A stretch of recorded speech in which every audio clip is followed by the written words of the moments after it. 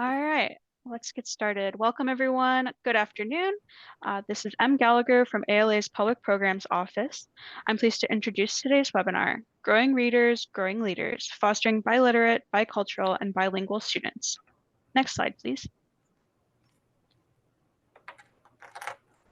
Before we start, I'd like to make a few quick announcements. Today's webinar is presented by ALA's Public Programs Office with support from ALA's Cultural Communities Fund in cooperation with the American Association of School Libraries.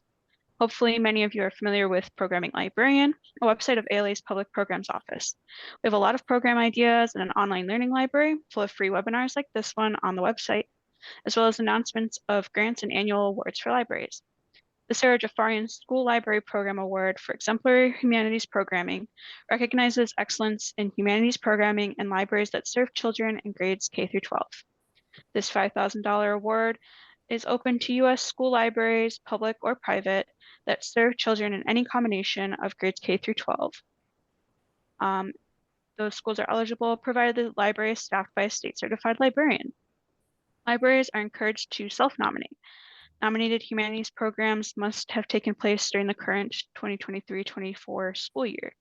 We hope this webinar will give you a glimpse into the type of exceptional humanities programs taking place in school libraries that are eligible for this award and inspire you and your colleagues in school libraries to apply. Applications for the Sara Jaffarian School Library Program Award are open now through May 1st and can be accessed by going to ala.org/Jaffarian. Next slide, please.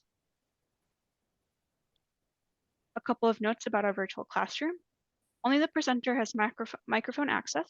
Live captions can be enabled by clicking on Show Captions. We will be disabling the chat during the presentation and reopening it during the Q&A discussion. Please save your questions and comments for the end. If you have any technical issues, please use the Q&A window to communicate with ALA staff.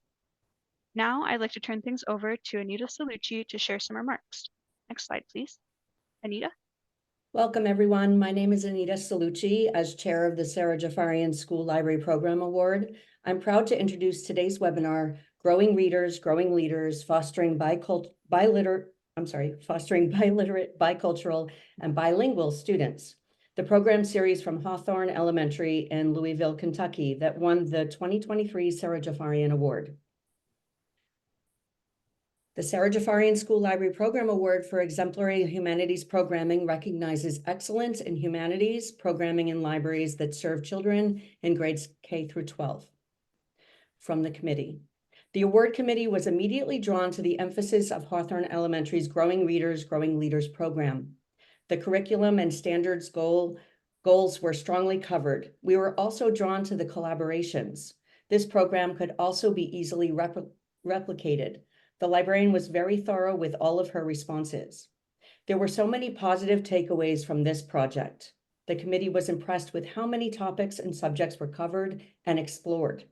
Not only were curriculum goals and standards met, this endeavor was complementary to the school's mission statement and core values. Immersion learning was executed at the elementary level, and that statement alone should be commended. The project implemented aspects of diversity and inclusion that ensure that the needs of all students are met. School standards were measured and exceeded grade level competency. The librarian made excellent connections with the school curriculum, AASL, and state standards in developing this program and evaluated success using multiple measures. One stellar aspect of this initiative is the extensive collaboration involved. From working with classroom teachers to the school administration, to parents, to professors, from a local university and community nonprofits. How invaluable for students to make these diverse connections throughout their school and the larger community. The impact of this program is impressive. The plan is for growing readers, growing leaders to continue to grow in scope and participation. The application states the librarian created an opportunity for our entire school to learn and grow, which any school librarian would be proud to facilitate. Well done.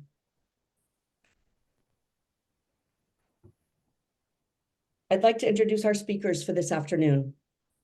Jamie Herdlin is the librarian and media specialist at Hawthorne Elementary Spanish Dual Language School. Jamie began her career as a public school elementary educator 24 years ago. 22 as a librarian media specialist. Her passion for teaching stems from her curiosity of love and learning. Jamie's PhD from Bellarmine University focused on the use of ebooks in K-5 literacy instruction. This experience built her knowledge of and skills to foster change. Change occurs when a person has the self-efficacy to implement the change and sees the value in doing so. This is the foundation of her library program, especially when collaborating with educators, helping them to integrate relevant and responsive resources in their classroom. Ashley Glickley is a teacher at Hawthorne Elementary and is national board certified with 15 years of experience in dual language programs. Her passion for bilingual education began as a Peace Corps volunteer in Guatemala Indigenous schools. Ashley leads teachers in developing Spanish language curricula and assessment guides. Her work was highlighted in the 2018 Louisville Magazine Person of the Year. Recent accomplishments include being a national faculty for PBL Works. The National Geographic Education blog highlighted her work implementing the National Geographic Explorer's mindset and collaboration with female scientists working on ocean conservation. Personalized learning experiences, as well as opportunities to interact directly with experts in the field, result in transformative, long-lasting learning for students. And with that, I'd like to turn things over to our presenters. Next slide, please. Welcome to our program, Growing Readers, Growing Leaders, fostering biliterate, bicultural, and bilingual students. Next slide, please. The learning outcome for our presentation is to help you have a better understanding of the collaborative process for deeper learning experiences possible in schools. To also learn some methods for seeking out opportunities for collaboration outside of the school and become willing to take risks and have fun learning too. Next slide, please. Just to give you a little bit of background about our city and our school, Louisville, Kentucky has about 618,000 citizens in the population, and we have one of the fastest growing communities of our Hispanic, Latino, and multiracial groups. Our Jefferson County public school system is the 30th largest school district, having 168 schools, of which 100 are elementary schools. The total student body is about 96,000 students, and there are 139 languages spoken. 66.6% are eligible for free and reduced lunches. Next slide, please. In terms of our school, what makes us unique is we received our magnet status for being a dual language immersion program last year. And 25% of our students are EL learners, and 45% of our staff were born in another country. And our EL program is growing.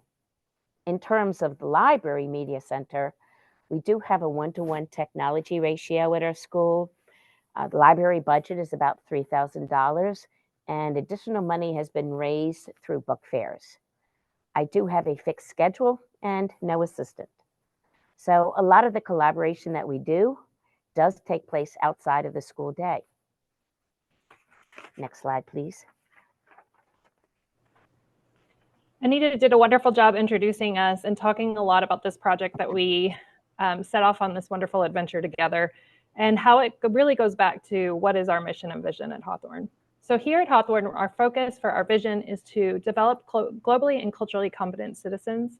And our mission is to cultivate learning experiences that will develop students to be bilingual, bicultural, and biliterate. Well, our big focus here in being a Spanish immersion school is that all of our students, kindergarten through 5th grade, participate in at least 50% of their day in Spanish. And our real focus is to make sure that not only could they speak the language, could they read and write in that language, but also they have an awareness of the cultural richness that is present within our school. Next slide, please. So being a dual language immersion program, it again talks about not just reading and speaking in Spanish, but embracing and engaging with the Hispanic or Latino cultures that are present here. So we started with a few questions, Dr. Herdelin and I, and usually started in the summertime, which we'll get to in just a little while. But our first challenge was, how can we, as storytellers, share our Hispanic heritage to strengthen our Hawthorne culture? And how can we take our strengths and create a place that embraces the Hispanic culture within our school. Next slide, please. So off we set on the adventure, and this is the tale of a serendipitous adventure of two educators. So when we began, we started by developing a unit of learning that was framed by a guided inquiry design. We had no idea where this adventure would take us and all of these learning experiences, but we're excited to share them with you today. Through this guided inquiry design framework, we really kept our focus on student engagement and authentic learning. We had done several activities prior to this where we saw that when we brought the real world into our classroom, our students were very engaged and inspired. And keep in mind, this isn't too far after when COVID had impacted our learning experiences in school, and students were really looking for those deep, rich learning opportunities. So our initial focus where we began was to develop something that could wrap around our October Hispanic Heritage Festival that we celebrate every year to showcase our Hispanic and Latinx families within our school. Next slide, please. As in life, opportunities began to weave into our activities, and before long, we found ourselves engaging with great collaborations between our students, staff, and others outside of our building. Our goal with this presentation is to share our adventure and inspire you to find your fellow innovators and create learning opportunities that change both you, your fellow teachers, and students too. Next slide, please. Again, we started off this adventure wanting to have a presentation ready for our October Hispanic Heritage Month. But a lot more learning opportunity came around. And much of that is due to finding my collaborator in Ashley, where our attitude is like, why not? And because of that and our willingness to, and our love of working together, it expanded to all of these activities. A game that was played throughout the whole school, participating in the 2892 Miles to Go National Geographic Project, participating in the Justice Now initiative, and receiving this ALA award. And it continues. It didn't stop that the May of 2024. So what we'd like to do is share with you our path.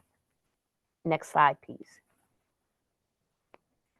One of the great advantages of working in Jefferson County Public Schools is we do have a department called Library Media Services. And they help us a lot with administrative duties, helping us to curate resources, not only for ourselves, but for our students and teachers. And it all began with a PD that they set up for teachers and librarians in Jefferson County during the summer of 2022. And that was the guided inquiry design. And the focus of that framework is to focus on students constructing personal meaning as they progress through 6 stages. For us as educators, what I appreciated was it gave us intentional time to work together. I worked with Janexis Morales, who's a 4th, 5th grade Spanish literacy teacher at our school. And during the month of June, we worked together on a project around the question, who are we as a Hispanic community? Next slide, please. As all of this was happening in Jamie's world for the summer, Dr. Herdelin's world for the summer, I was also off on my own adventure during the summer of 2022 and was hired as a teacher facilitator for PBL Works for Buck Institute. So that whole summer, I spent a lot of time working directly with teachers to develop project-based learning that is really focused on starting with the driving question, looking for that sustained inquiry, looking for real-world aspects and student voice and choice. And I'll never forget the day that I called her and said, hey, we got a lot to talk about. So we started with both of those guided inquiry and both PBL Works, and we kind of started developing what this would look like for our school. Next slide, please. Simultaneously, I said this was serendipitous, right? There were a lot of doors that were opening at the same time. We were becoming a lot more involved as a school in a lot of the National Geographic education resources that were available. We really liked the opportunities for students to collaborate directly with explorers that were in the field. And so we started working with a National Geographic explorer, Ashley Lamb Sinclair. She's running a 2892 Miles to Go project, which is a geographic walk for social justice. And what they're doing is they're telling the story of communities that might not have their story shared within textbooks or other resources that we share in schools. So as educators that were looking for a way to weave this culture into our Spanish immersion program, we expressed interest in collaborating with that project and started to go to a training where we were developing storytelling skills, which really led to access to other different organizations here in the city of Louisville. And we worked with NPR Radio, who provided a lot of the recording equipment that we used. So going back to the whole conversation where we talked about those 4th and 5th grade students, I'm going to tell you a little bit more on the next slide, please. So thinking about our Hispanic Heritage Festival that was going to happen in October, we knew that we had so many stories to tell. The collaboration with the National Geographic Project, all of this inquiry learning that we had done over the summer, we were ready and excited to bring our students' stories into the classroom. And as we started thinking about it, we also realized that the teachers in our building, that the parents that are a part of our community, their stories hadn't been told yet. So we got together with our 4th and 5th grade students, which was approximately about 100 students, during their Spanish literacy time and their library classes. And we decided to start documenting the stories of our leaders within our building. Here on the slide, you can see a lot of the standards that were driving the focus, but I do want to mention that we did not lead with standards. We started with these deep, rich experiences and then aligned our standards to what we needed to cover. And we were surprised at how easy that was to bring in the standards, the library standards, the social studies standards, the reading and writing standards, all of the storytelling was hitting all of the things that we needed to learn. Next slide, please.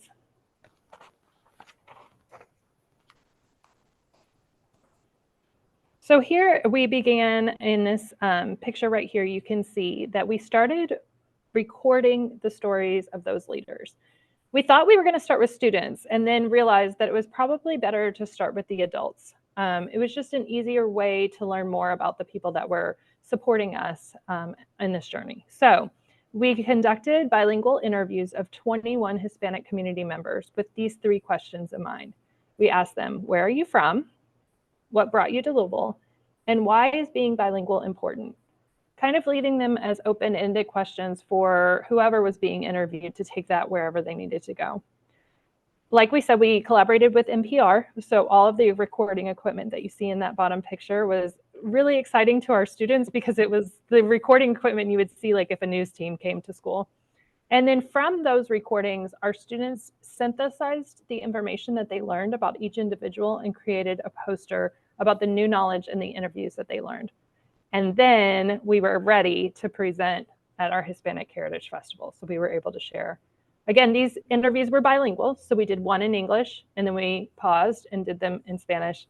And Dr. Herdelin and I spent many hours editing the interviews, but we had a great time listening to the reflections. Next slide, please.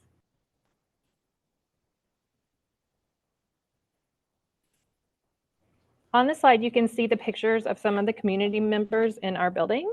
And most of them are teachers, but 2 are also parents.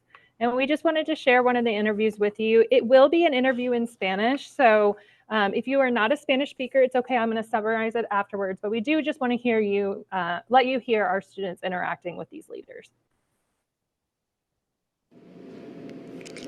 ¿De dónde vienes?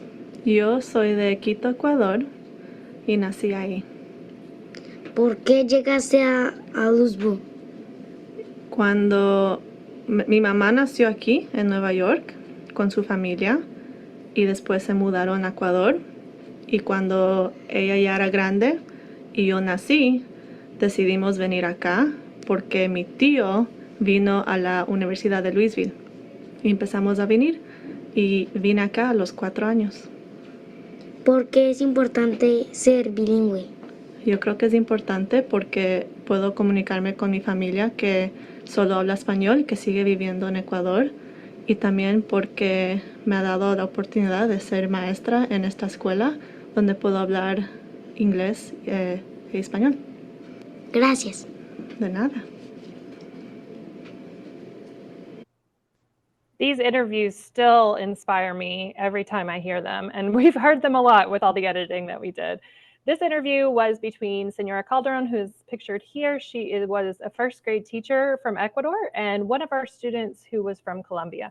The conversation between the two of them, talking about their own personal stories that happened even after the interview was over, about how they came to the United States, for what reasons they came, and also things, commonalities that they might have within their family. One of my favorite things that she says is at the end, you know, being able to be bilingual is important to her because it gave her the ability to continue to be in contact with her family that was still in Ecuador. Next slide, please. One of the benefits of sharing those posters and also those interviews is the pride that we saw in our EL students as well as our staff, because their story was heard and shared, and we just cannot discount, or I mean, it's just priceless when that opportunity occurs. So that was basically what the 4th and 5th graders worked on in their language arts class with Mrs. Morales. Another activity that we did was a springboarding off of a game I'd been playing with my students in other schools as well as Hawthorne, a takeoff of Where in the World is Carmen Sandiego. In the past, we had been playing a game Where in the USA has the hawk flown, or whatever our logo was or our mascot is. So we decided, let's do a different little version of this, and let's look at the 21 Hispanic countries in our world as a way for everybody in our school to participate and also for us to learn ourselves. I really had no idea that Africa has a Hispanic country. So what we did, the kids worked in groups, and this is the time I could really hammer in some of the library skills. The students came up with the questions to research. They used relevant and reliable resources. They learned how to cite their resources. Then they used Vocaroo and Google Slides as a way to present the information, not only on a bulletin board in the school so everybody could see it, but we also added it into our morning announcements so it could also be accessed digitally, as well as students could hear the audio recordings. I have shared some of those. On the next slide, you're going to see the final projects and the resources that I used. The audio recordings do not work because they're housed on student computer. And like most places, we do have rules and regulations about student sharing. So let's take a look at what that project looked like. Next slide, please. So what I have shared with you is the graphic organizer the students used to take their notes in, as well as a reflection and grading rubric. Those are always critical components of any project so they know what they are working for. I like doing things digitally so then I can easily give feedback, especially when you're dealing with 100 students.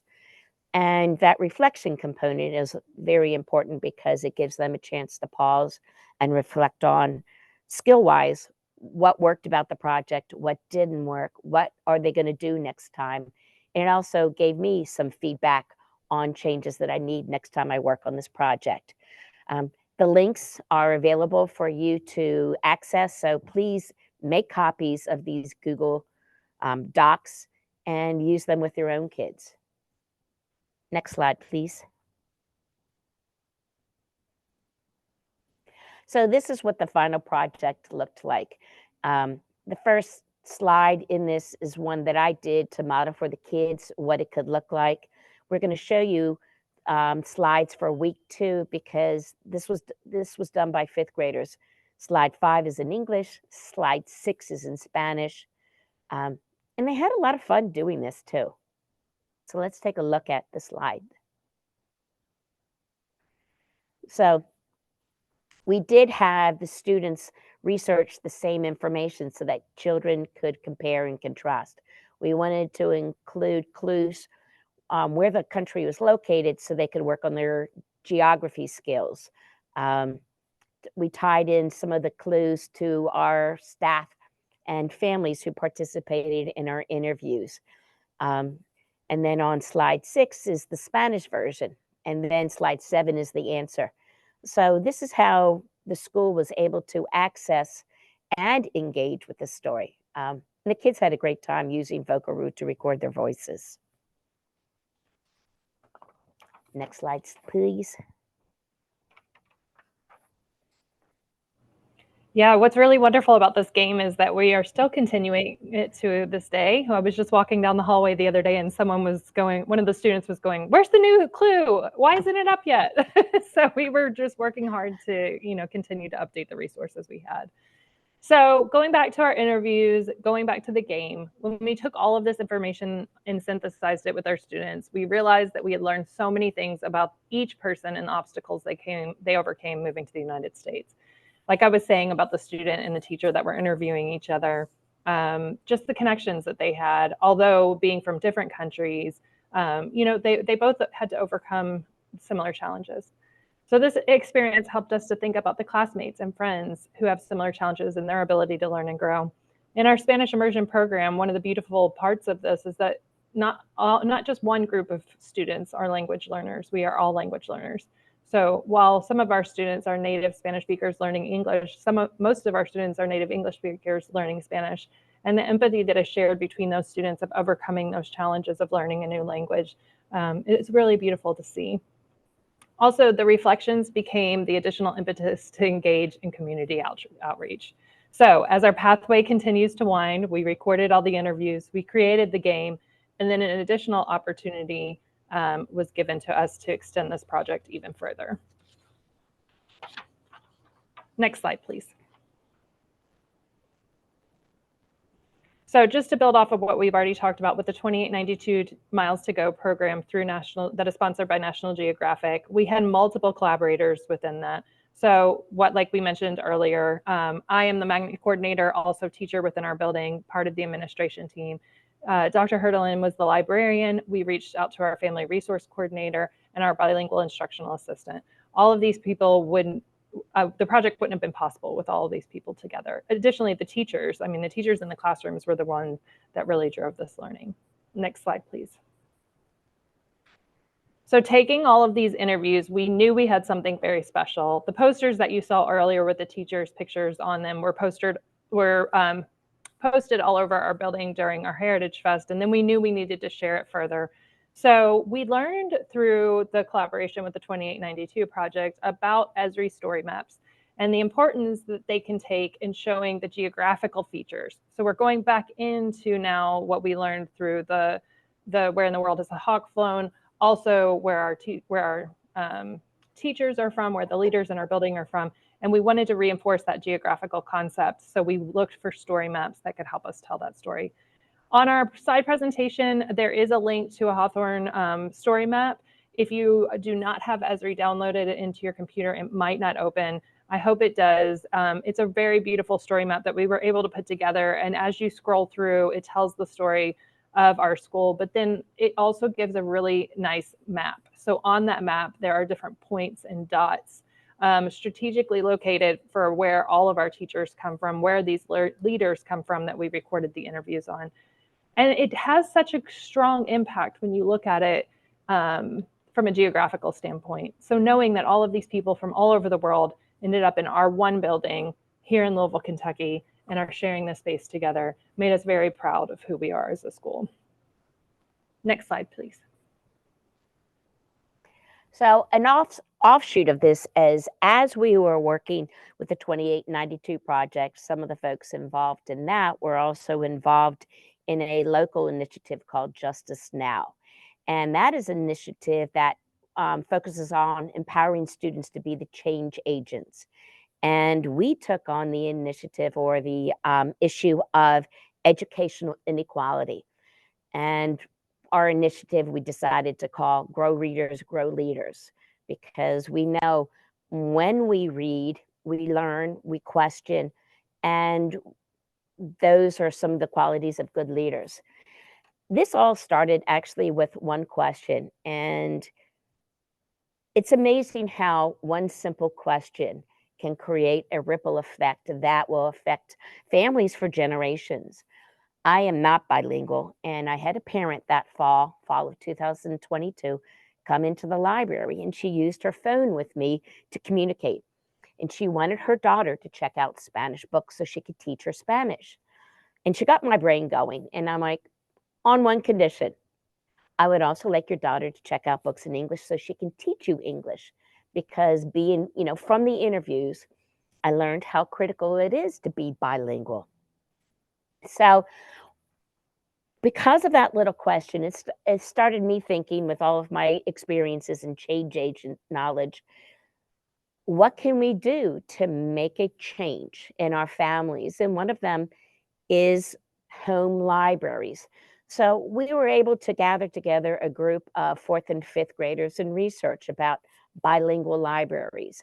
And we did this before school.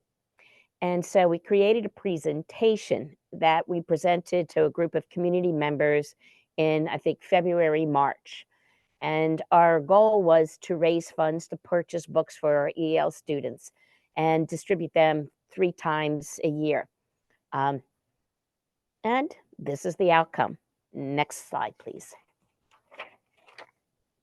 This is the presentation that we gave to our to the Justice Now project.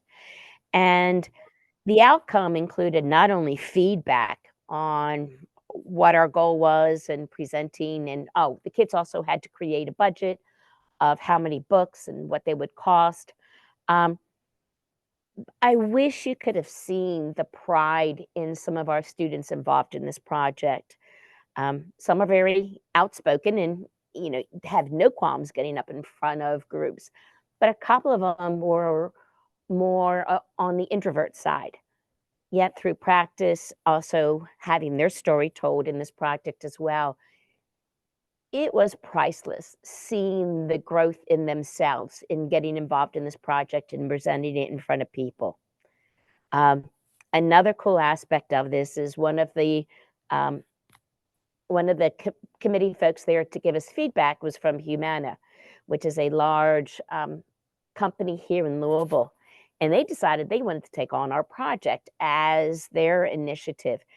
And so we made a wish list on Amazon, and they shared it with their employees. And we got, a couple of hundred books from all over the country, including Puerto Rico, which is where many of our teachers are from. So again, that one little question, can I check out books in Spanish, really fostered and became the origin for this Justice Now project. Next slide, please. And if this isn't enough for what we did,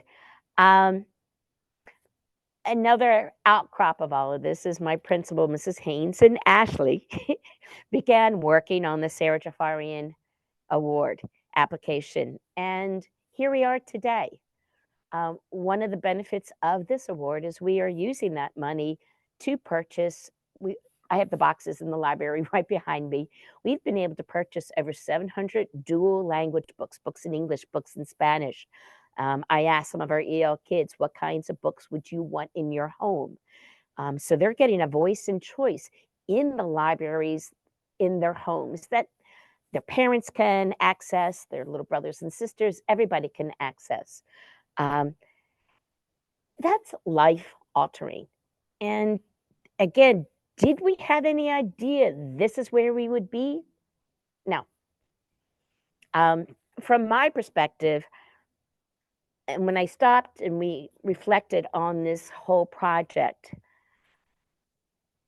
to me, one of the greatest gifts is recognizing and realizing we work with amazing people. And when we can find innovators like Ashley who have the attitude, yeah, why not? What's the worst can happen? Wonderful things can happen in your library, in your school, for your children. And we are continuing this project this year. Just the other week, we had a Hispanic literacy night. that we did in conjunction with our Family Resource Center. And our kids went home with books in both languages. We're going to do another book distribution before spring break and before summer, so that our kids will have resources they want to engage with in their home libraries. Ashley, I think, oh, next slide, please. Yep, last one. So again, just to reiterate what Dr. Hurtelen is saying, we are going to continue this work. It was initiated by us with 2 simple questions, but then the rest was really student-led. And that's what true guided inquiry is, just listening to our students. There's no way we could have sat down in August of a school year or July of a school year and planned out this entire unit knowing what was going to come next. It was very serendipitous. We followed each door as it opened. And what we're going to continue to do is to continue to work on building those, raising funds to build those home libraries of our students. We know if those books are at home and the students can sit down and read with their parents, it will have a major impact on them. So we'll be starting some training on grant writing and looking for different ways to engage our students in that process. Additionally, the work has not ended to seek out real world experiences. We know, we saw it, we believe in the impact of these learning experiences for our students.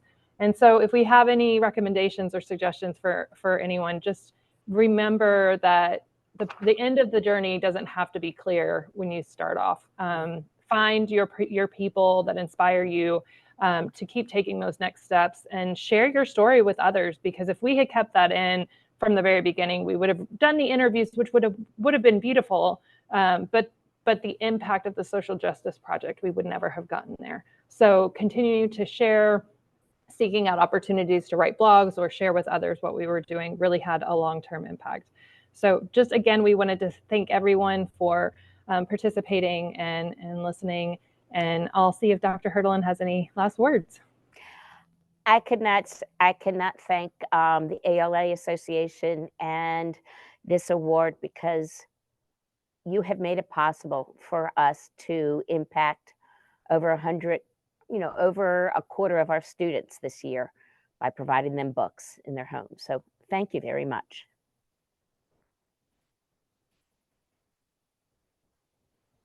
Thank you all for such a wonderful presentation. It's excellent to hear this long and winding path and all of the great outcomes that have come from it. The chat should be enabled for everyone again. If you have any questions, please feel free to put them in chat. We'll give a few minutes for folks to get their thoughts percolating. I do want to say because I know the application window is open. It really is if you've never done an application before, I really would highly recommend it, because it does require you to pause and think. And when that occurs, that's when you realize how much we actually do accomplish, because life just has a way of rolling on. So pause and think, and take pride in what you've done, because it really is, it's fun. Thanks for that shout out, Jamie. Our first question in the chat from Gail is, how did you approach cultivating student buy-in for these projects, particularly in older age groups? The first activity we did is we let this, and actually we learned this from one of the in-services that we went this summer. I think it was the 2892. We had the kids do a walk around the building, and we posed the question, do we really embrace Hispanic culture? What is our evidence? And so the kids walked around the school and took notes. So it gave them a chance to decide themselves, do we really embrace Hispanic culture or not? And we realized not much. So that's how we started the buy-in.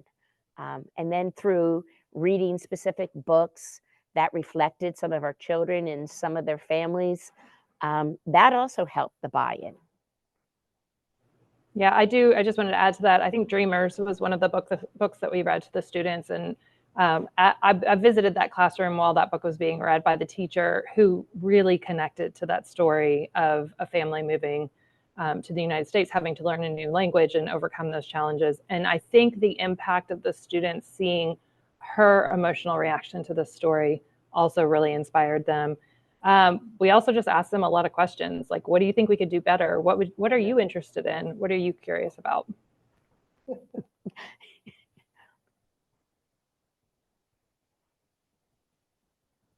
Another question in the chat from Carolyn.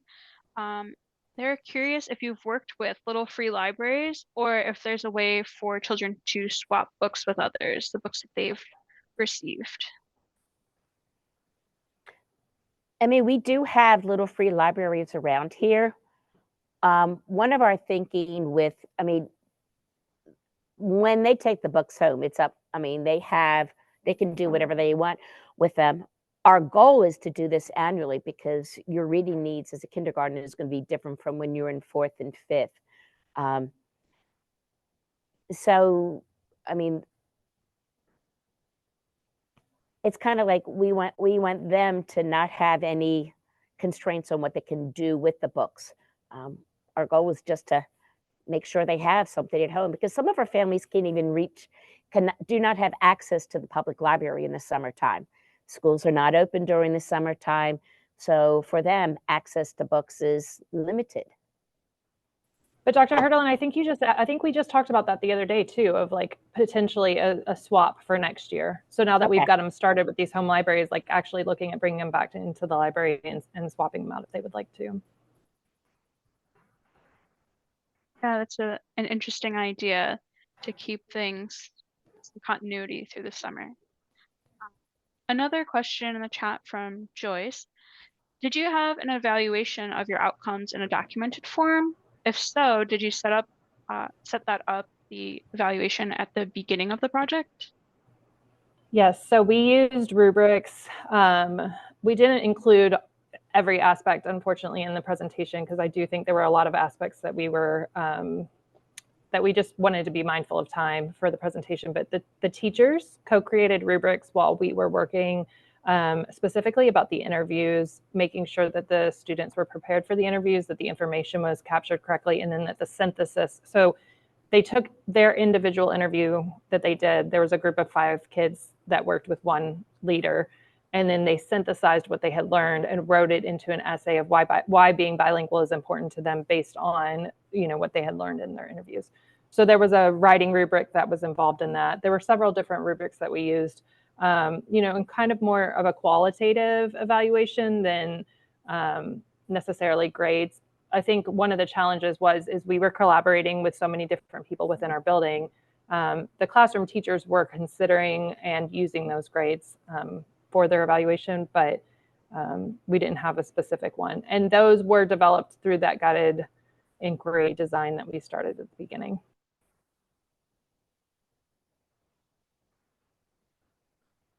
No more questions in the chat at the moment. Thanks for all the questions so far, and feel free to keep them coming. I have a question that I think could be pertinent to those in the audience. I'm wondering how you started getting involved with the National Geographic project, and if others are interested in getting involved in their schools, how you would recommend doing that, or any tips related to that project. Oh yes, this is a whole nother webinar, I think. Yeah, the National Geographic education resources we found to be fantastic and very engaging for our students. So we actually had the pleasure of having National Geographic. Ashley Lamb Sinclair was a parent at our school and just said, hey, I want to share with you what we're working on. And then from there, it just sparked the interest. So in regards to that collaboration, we started a teacher group that was interested in kind of forward-thinking ideas and also collaborating with the National Geographic resources. And we started meeting monthly outside of school, actually at Dr. Hurtelin's house. She hosts us once a month and cooks dinner for us, so it's wonderful. But we all got together and decided we want some deeper learning, more inquiry-based learning in our school. How can we do that? And so that started just looking into those resources. They have lesson plans and everything, but what we've really found to be helpful have been those Explore Classroom activities that are happening where teachers can log in. You can register for an event and you can, it's basically just like an online classroom where National Geographic Explorer will tell you about the work that they're doing in that field. From there, we have been a part of expeditions out into the Central Pacific and just exploring the deep ocean and using a lot of the National Geographic resources that were there. We created another unit of study, but we'll have to tell you all about that another time. Well, the National Geographic actually goes back around the time of COVID, because as kids and teachers are getting vaccinated, we were slowly coming back into school. And so we special area teachers were trying to figure out how can we engage our students in authentic learning during this crazy time. And so we took some of the foundational skills as an explorer and created lessons that we would teach to our students. And we worked on developing that National Geographic mindset. And we're still using them today. I use those same skills with my kindergartners and first graders. And they're going to like scientific, the ABCDEs of scientific drawing. And they're actually going to be using those skills in an upcoming language arts activity and researching about birds. We have a link to that in our presentation. I would highly recommend looking at their framework and the mindsets that they encourage and support through lessons. They can be used in all subject areas, and I think it's a great vehicle for the librarian to collaborate with other teachers. Thank you both for expanding on that. Yeah, it stood out to me as something that could be a really good resource, as everyone is strapped for time and, you know, Yeah. always can use some great new ideas for lessons. Another question in the chat from Gail. It seems like a big factor in your success came from collaboration with other educators, organizations, and community advocates. What advice do you have for finding the right team in your area and reaching out about this type of project? I think when it comes to collaboration, you've got to remember to start small. It's like that question, one little question, a little ripple starts and it starts to grow and grow and grow. Be a risk taker. Find those like-minded or that like-minded person. I mean, Ashley and I are actually thinking of going on some National Geographic summer projects next summer where they're looking for teachers. You find when you take the time to get to know your community, your fellow teachers, that's when the collaboration can begin. We have the most wonderful Family Resource Center person who's been in our school now for 3 years.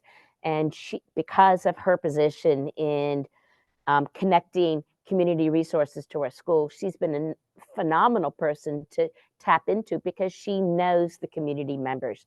She knows she's got that connections. And so she's also taught us things too. Like we love going to her house for tamales. She's taught us that. So it's kind of somewhat natural flow when you're open to it. I think, yeah, just to add upon that, I think sharing your ideas with others. So that started, just finding your people. And then also, I think the reason that teacher group that I talked about was so successful was because we were meeting outside of school.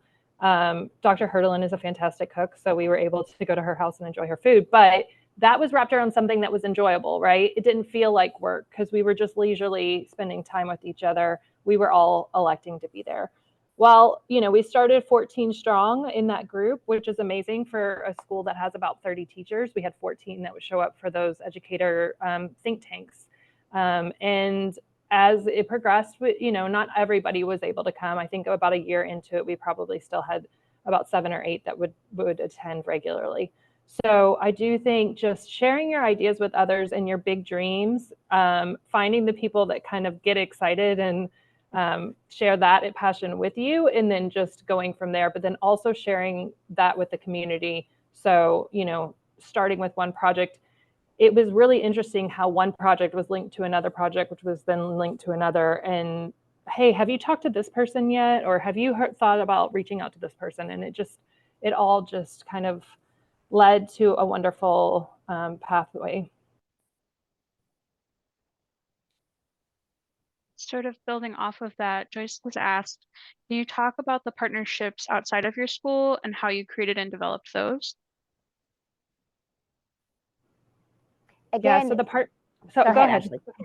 The partnerships outside of our school really just started by finding programs that were connected to multiple different schools. So sometimes you can start, in a very specific setting. Our school is different than a lot of other schools. So we wanted to dream big within our school, but then from there, we knew a professor who had experience working here, or we had that one parent that was a National Geographic explorer who then led us somewhere else. I think just continuing to involve other people within those activities is the key, because when we were doing the parent interviews or the community member interviews, all of a sudden somebody was like, hey, have you thought about sharing these during the Heritage Fest? And then, have you thought about using these in an Esri story map? Or have you thought about sharing these story maps with Esri even? We even got to share directly with the education department at Esri. So again, just speaking with people and asking them where they think this should go next, involving other people really made a big impact for us. I like to say good leaders are not the ones who do everything, but a good leader is one who can tap into, not afraid to ask questions. When you ask for help, people want to get involved, and that's kind of what we did.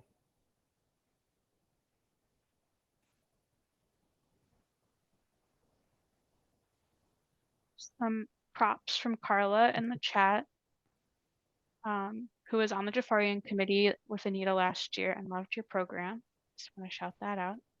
Thank you. Thank you.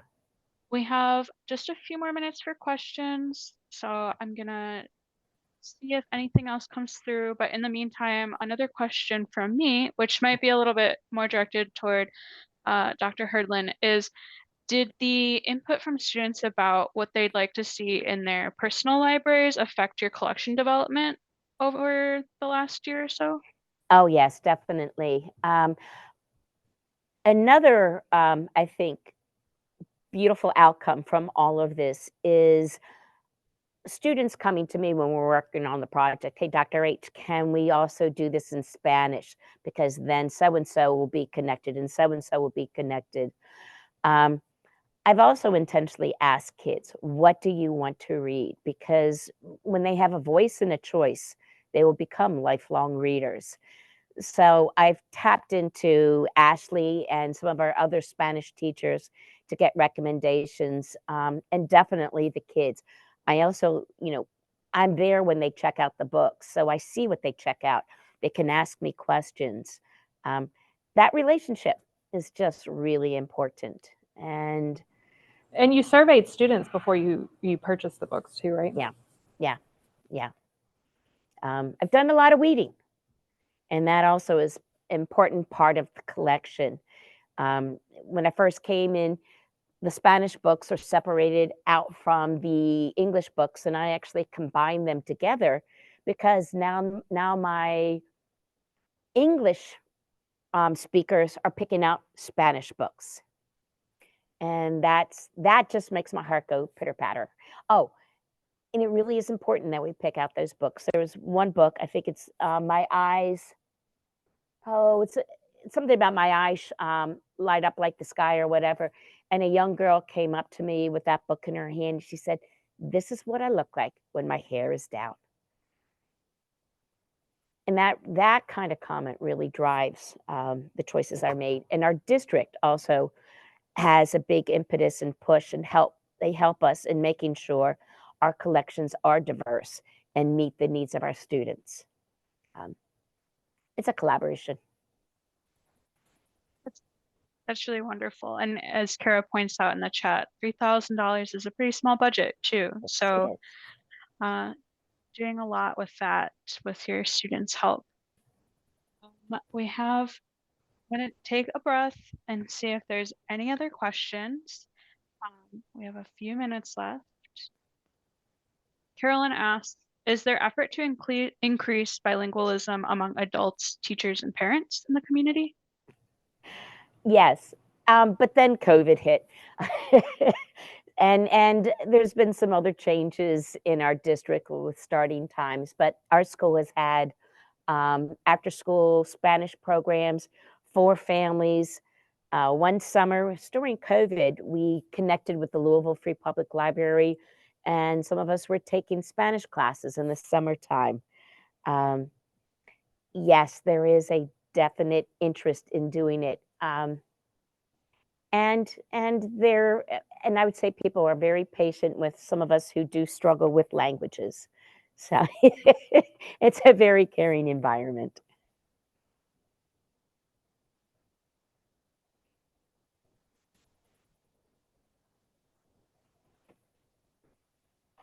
All right, I think with that, Megan, can we go to the next slide and we will wrap up.